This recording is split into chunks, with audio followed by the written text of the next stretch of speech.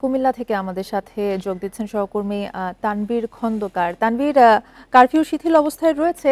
কুমিল্লাতে কি পরিস্থিতি দেখতে পাচ্ছেন? যান চলাচল কতটা স্বাভাবিক রয়েছে?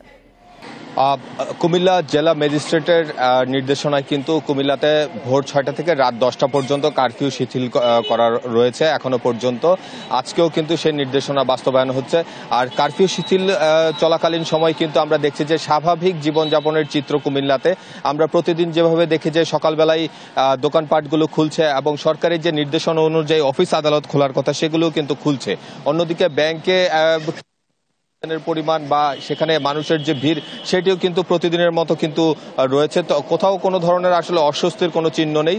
তারপরেও সাধারণ মানুষের মধ্যে একটি চিন্তাভাবনা রয়েছে যে আসলে এই অচল অবস্থা থেকে কাটিয়ে উঠে একদম সম্পূর্ণ স্বাভাবিক যে পরিস্থিতি সেই পরিস্থিতিতে তারা ফিরে যেতে চায় এবং তারা যেটি বলছে যে স্বাভাবিক যে কাজকর্ম দৈনন্দিন সেই কাজকর্মগুলো করতে চায়। কারণ আপনি জানেন যে আসলে যারা দিনমজুর তারা দিনে আনে দিনে খায়, সেই সংখ্যার মানুষগুলো যখন পথে নামে তারা কিন্তু প্রতিদিনের কাজ কিন্তু প্রতিদিন খুঁজে নিতে হয়। কিন্তু যখন কোনো অস্থিতিশীল পরিস্থিতি তৈরি হয় তখন কিন্তু তাদের এই কাজের সংখ্যা কমে যায়, তখন কিন্তু তারা কাজ পায় না। আমরা দেখেছি যে যেখানে ভাসমান শ্রমিকরা থাকে বা দিনমজুররা থাকে তাদেরকে কিন্তু এই অচল অবস্থার মধ্যে কিন্তু অবসর দিনাতিপাত করতে হয়, বেকার দিনাতিপাত করতে হয় এবং তারা যেটি বলে যে সেই সময় তাদের যদি ইনকাম না হয় তাহলে তাদের পরিবার কি দিয়ে চলবে সেটি কিন্তু তাদের প্রশ্ন থাকে।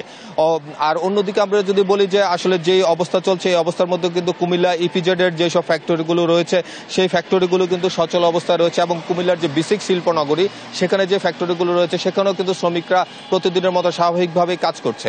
আর জেলা প্রশাসক কার্যালয় থেকে যে নির্দেশনা রয়েছে যে কারফিউ চলাকালীন সময়ে সবাইকে সরকারি আইন মেনেই চলতে হবে, অন্যথায় তারা কিন্তু যে আইনি ব্যবস্থা সেটি গ্রহণ করতে পারবেন। আর শিথিল অবস্থা যদি থাকে সে সময় মানুষ তাদের যে স্বাভাবিক জীবনযাপন সেই স্বাভাবিক জীবনযাপনের যে জি, ধন্যবাদ আপনাকে। তানভীর খন্দকার আমাদেরকে জানাচ্ছিলেন কুমিল্লার অবস্থা।